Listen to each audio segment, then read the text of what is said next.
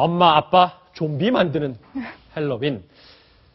지난 금요일에 서양의 명절인 할로윈 대위였습니다. 국내에서도 할로윈은 더 이상 남의 나라 문화가 아니라 하나의 축제로 자리 잡았다, 뭐 이런 평가가 많은데요. 김주환 기자. 네. 그런데 제가 지금 하나 궁금한 게 있습니다. 네. 180만 원의 드레스, 할로윈 드레스, 이거 뭡니까? 옷도 애들 옷이라는데요. 해외에서 직수입한 할로윈, 미국에서 아주 널리 알려진 명절이죠.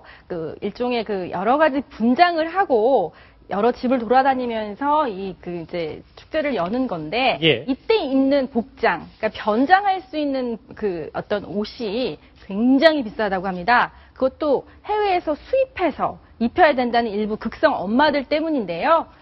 지금 말씀하신 대로 100만 원은 훌쩍 넘고요. 200만 원에 가까운 그런 어떤 비싼 옷들, 원자재라던가 어느 메이커. 쭉 나오는 거 보니까 뭐 저거는 160만 원짜리도 있고, 방금 전에 봤던 뭐 가라데 복장이라든지 뭐 할로윈 의상 이런 것도 3, 40만 원은 뭐 호가하는군요. 네, 그리고 그 해마다 유행하는 패션이 있어요. 유행하는 복장복이 있어서 올해는 여자애들 같은 경우에는 뭐 겨울의 왕국 주인공들이 굉장히 큰 인기였다고 하고, 예. 저기 보는 뭐 이 이너 복장이라던가. 근데 문제는 이런 옷들을 1년 내내 입을 수가 없잖아요. 딱 한 번 입고 또 아이는 금방금방 크기 때문에, 그럼에도 불구하고 우리 아이가 다른 아이들에 비해서 기가 죽으면 안 된다 해서 이런 좀 말도 안 되는 경쟁 같은 게 벌어진다고 합니다.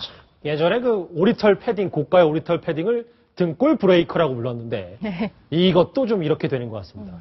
저게 좀 잘못돼 있는 게, 예. 한국에서는 유치원에 가가지고 아이들끼리 모여가지고 과자 나눠 먹고 있잖아요. 근데 미국에서는 친구들끼리 모여서 이웃집을 찾아다니는 겁니다. 그래서 맞습니다. 예. 이웃 간에 소통하기 위한 하나의 문화적 장치라고 이해가 되는데, 한국에서는 어떻게 된 게 유치원의 돈 잔치로 바뀌어 있거든요. 남의 나라 문화를 수입해 온다면 뭔가 그 의미를 살릴 수 있도록 우리 나름대로의 노력을 좀 가미를 해서 같이 즐겨야 되는데, 그런 거 없이 오직 옷 하나 잘 입혀보자, 이런 일부 엄마들의 잘못된 생각들이 사회 전체 문화를 좀 수준 이하로 떨어뜨리는 거 아닌가 싶어요. 근데 이제 할로윈 같은 경우에는 창의적인 것을 굉장히 중요시해요. 미국 같은 데서는. 그래서 자기가 혼자 뭐 그렇죠. 꾸미고 생각하고 비싼 만들고. 옷이 아니라 아이한테 엄마가 며칠 전부터, 몇 달 전부터 물어봅니다. 올해 너는 뭐가 되고 싶니? 그러면 엄마 나는 뭐뭐가 되고 싶어요 하면 같이 만들기도 하고요. 또 엄마 아빠가 옛날에 어렸을 때 꼬마였을 때 입었던 옷을 물려받기도 하고요. 그래서 이게 가족 간의 어떤 윤화도 되고, 말씀하신 대로 창의력과 예. 어떤 마을에서의 어떤 큰 축제인데, 여기서는 불필요한 경쟁을 벌이는 것 같아서 참 쓴웃음만 나오네요. 근데 이동영 차장이 뭐 유아용 180만 원짜리 이 할로윈 복장 말고 금요일에 이태원 홍대도 뜨겁긴 했는데, 문제는 그냥 뜨겁지만은 않고 조금 얘기들도 많았잖아요. 자, 이게 이제 잘못된 식으로 자꾸 번지는 것 중에 하나가, 어린아이들이 이렇게 이웃과의 소통하는 문화로 미국에서는 이렇게 자리를 잡았는데, 어떻게 된 게 한국에 넘어오면서부터는 이게 젊은이들까지 흥청망청 술 마시고 파티를 벌이는 이런 식으로 또 변질이 돼 있어요. 그러다 보니까 폭력 사건도 일어나고, 술 마시고 취해서 쓰러지고, 또 괴상한 복장을 하고 도로에 뛰어든다든지 하는 엉뚱한 부작용까지 생기고 있거든요. 예. 물론 미국에서도 저렇게 술 마시는 젊은이들이 차를 몰고 할로윈데이에 그렇게 다니다가 음주 뺑소니 사고를 내는 경우도 지금 외신을 통해서 들어오고 있을 정도인데요.